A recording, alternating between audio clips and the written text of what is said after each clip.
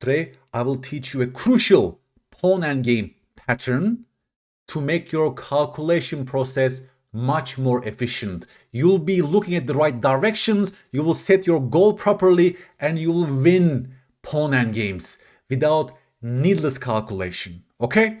We are talking about the outside passed pawn in this episode, folks. It's a beautiful game between Fischer and Larsen. White to play. What do you think Bobby Fischer play in this position and achieve a winning endgame? Please take your time, stop the video, look at the entire board, and then we are talking. Folks, you're a great player if you found Fischer's move bishop c3. He is getting ready for a pawn endgame where he'll be having the outside passed pawn.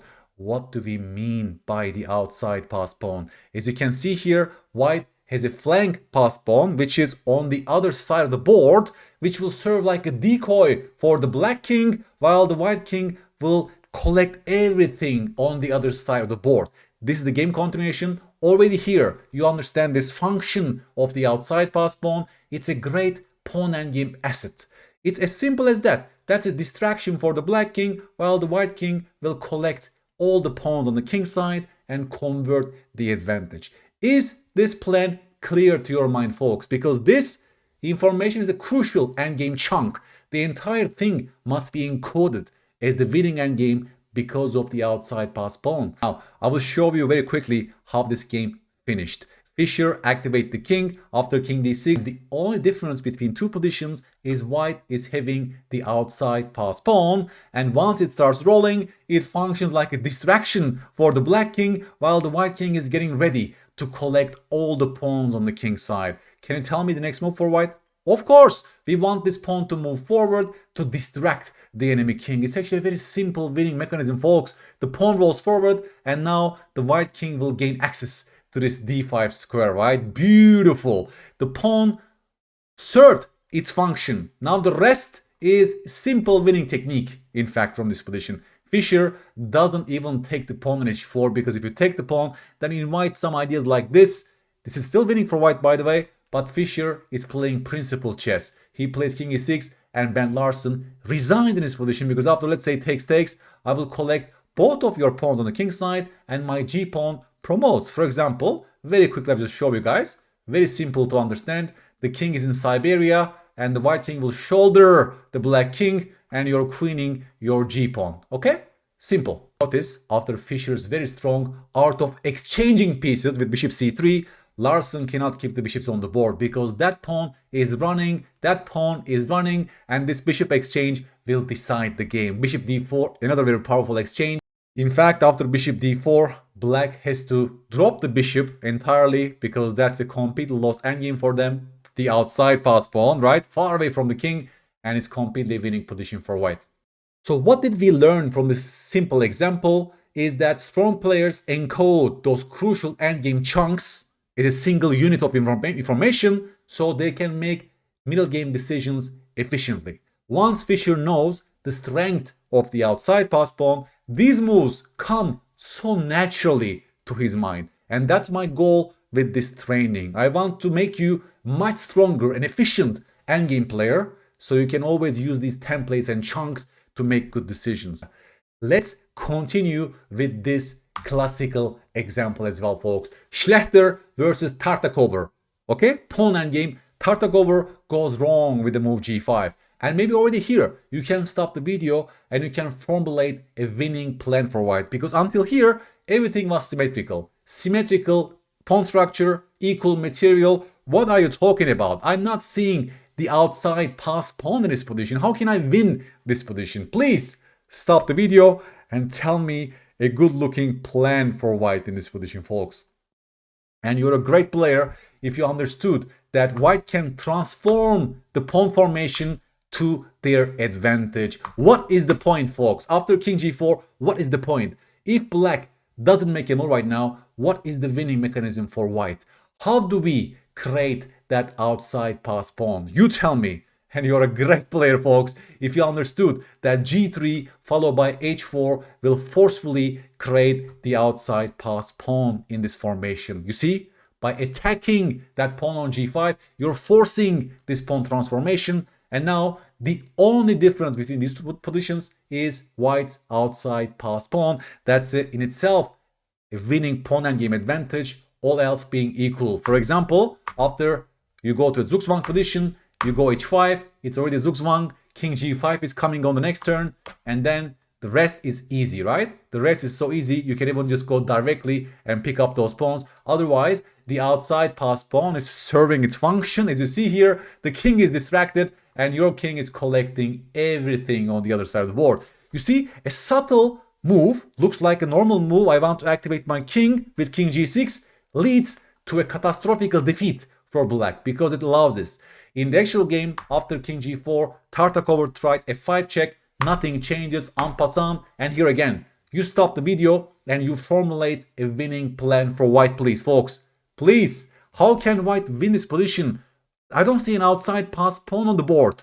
Well, my friends, you have to create it. g3 followed by h4. Black cannot stop white from creating an outside pass pawn. h4 is on the board. Black has no chance. Again, this endgame position in itself can be judged very quickly by strong players. Outside pass pawn is a winning asset for white without much calculation, in fact, right? You just see the function of the pawn in distracting the opponent's king. For example, king g6, b3, followed by h5, king f6, doesn't matter. Just like Fischer-Larsen, you roll the pawn, right? And your king is collecting everything on the queen side. You see, your king is winning the race on the other side of the board. Black resigns because both pawns are dropping. Now you have a grasp of the outside pass pawn. I will trick you. I will ask you some blunder check exercises. I'm working on a blunder check course these days, and these are lovely training material for you. Black was checking the white king. White just interposed with the move bishop d4. You tell me, should black exchange those bishops or should black keep them on the board? What do you say?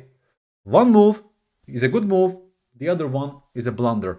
You will tell me why that other move is a blunder.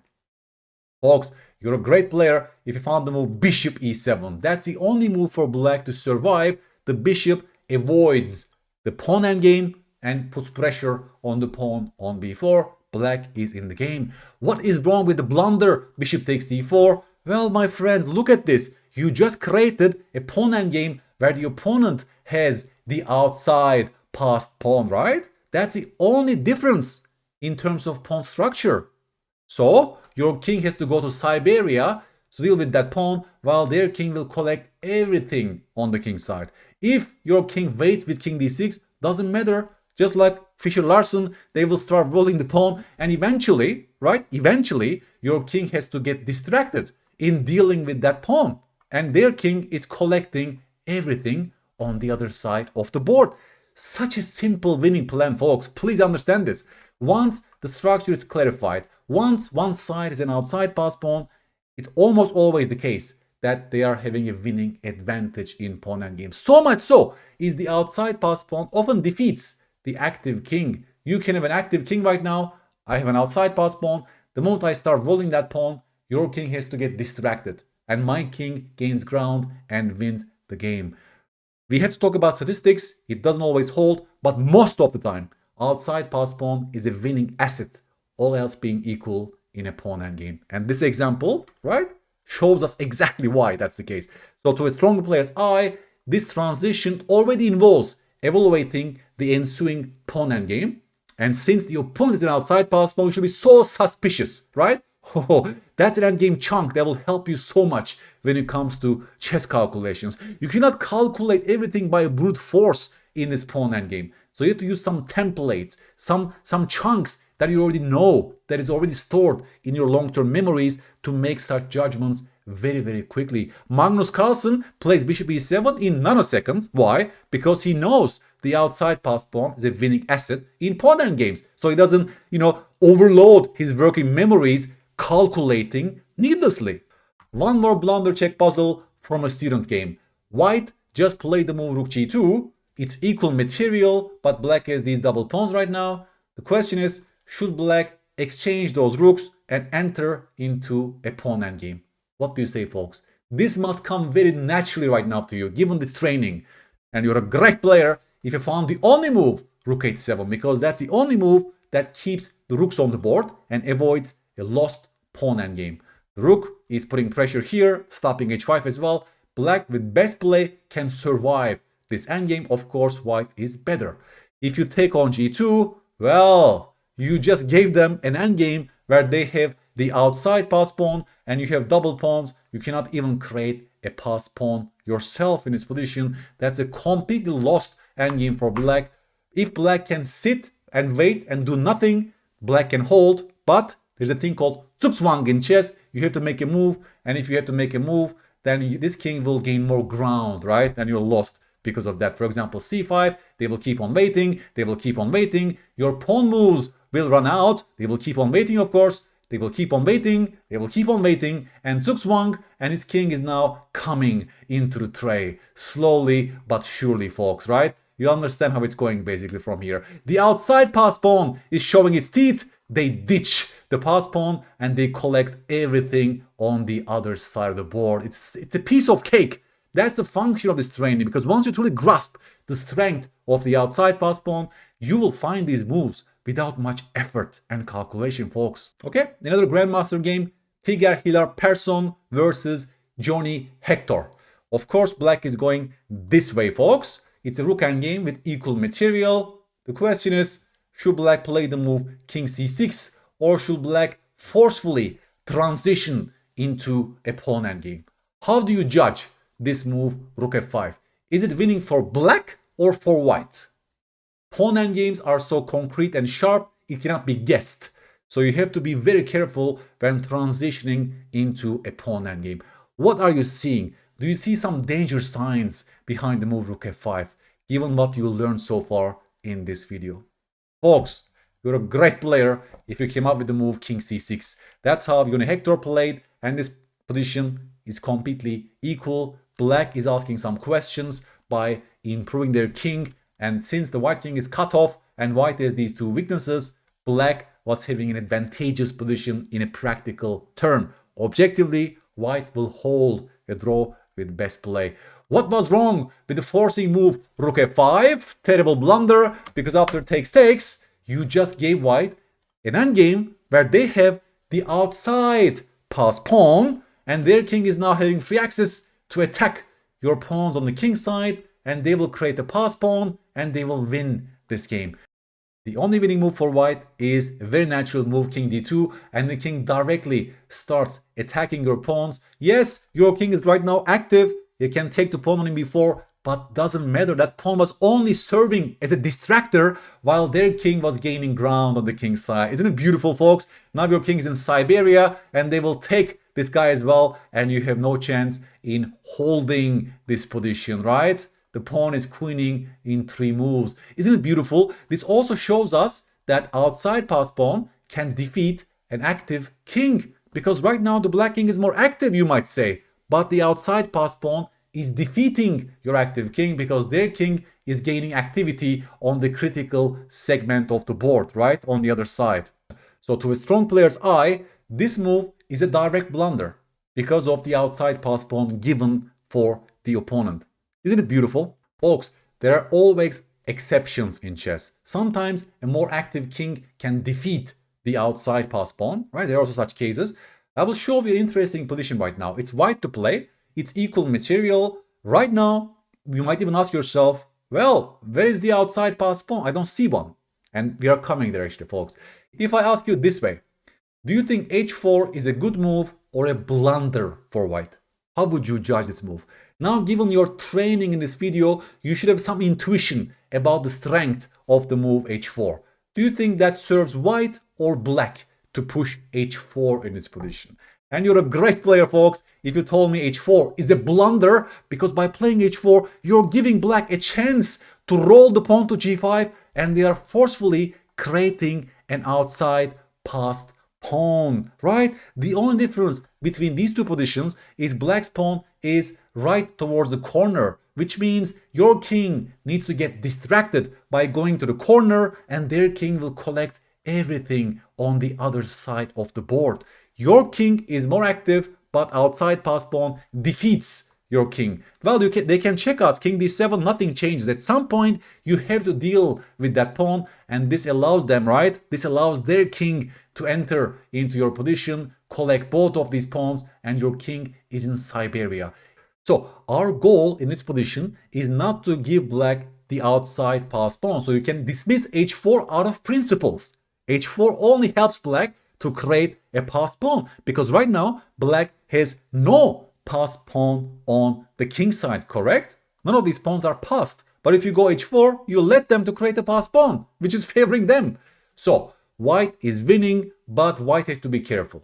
For example, h3 is a winning move. We are coming there. But d6 also is winning for white because of this line. King d7, king f6 is the winning move. Because your goal as the white king is to collect both of these pawns and eventually create yourself this passed pawn on the h-file. In some sense, this pawn is serving like a decoy. Your king is ditching that pawn to attack all these guys on the king's side. Isn't it beautiful? In this case, we see an example of a central pawn is serving like the outside pass pawn to make their king to go to Siberia, and your king will collect all of these pawns. Crucially, you got yourself this pawn on the h-file that will win this game as well, folks. After d6 check, their king can run to f7 as well, folks. But here we have this very beautiful plan. Our active king can show its teeth, because now you want to simply do this and promote your pawn. Your pawn is a pass pawn, and these pawns are not in a position to promote on the other side. For example, king e8, you can even go king e6. Your king reached maximum activity, and here black really has no chance. I mean, g5, your king can even ditch the pawn and start attacking both of these guys, and this guy is also dropping on the next turn. Otherwise, after king g5, the pawn drops and your pawn is promoting. So d6 check was winning, but even h3 is winning for white. It's a more convoluted approach, because here you're giving the move to black and doesn't matter, your king still does this. This pawn is serving like an outside pass pawn, and you win these pawns, both of these pawns on the king side, and your pawn promotes. After h3, g5, the only winning move for white is king f5. For the very same reason, your king wants to do this and collect both of these pawns, and this guy is serving like the outside pass pawn. The king gets distracted, and our pawn is of course promoting much earlier than the black pawns. So this example taught us the value of king's activity, which is always very important, and how sometimes even central pawns can serve like distractors while our king is collecting all the pawns on the king's side, on the condition that we can eventually generate a passed pawn on that side. And now we also learn, it's a very instructive blunder, to avoid moves like this out of very simple chunks and patterns that you're giving the outside pass pawn to black. Suddenly things are turning, and it's black who is winning this position. That's also the case in pawn endgames. A single move can change a completely winning position to a completely losing position, right? White is completely winning. After h4, black is completely winning all of a sudden. That's a function of this pattern and chunk training, folks. I will leave you with this complex homework position. I'm sure this will cause so much discussion on YouTube. Heated debates about this position will ensue. That's my guess. The question is, should white grab the knight with the pawn, or should we go for this pawn endgame with rook takes f5? What are you saying, folks? Should we take this knight with the rook and enter to that pawn endgame, or should we simply recapture with the pawn? What are your guesses? Two choices. I love such puzzles. Try to apply what you learned in this episode. Look at the entire board as well. Please observe this pawn structure carries some venom that we have to be very careful as white, right? That's a little prompt for you. That's another pawn endgame pattern. I'm sure many of you know it already. So, do we enter into a pawn endgame like this? Or do we simply take back with the pawn and enter into that rook endgame? Expecting your answers on YouTube. I respond to each and every comment. Please summarize the lesson using your own words. Was it something surprising for you in this video? Did you change some of your mental models? Do you believe in the function of this pattern and chunk training? And I will catch you on the next episode on important, recurrent chess patterns that you should No. If you like this video, folks, please give me a like and subscribe. That's very important for me to be able to produce instructional content for you that actually helps you to get better at this beautiful game. Bye-bye.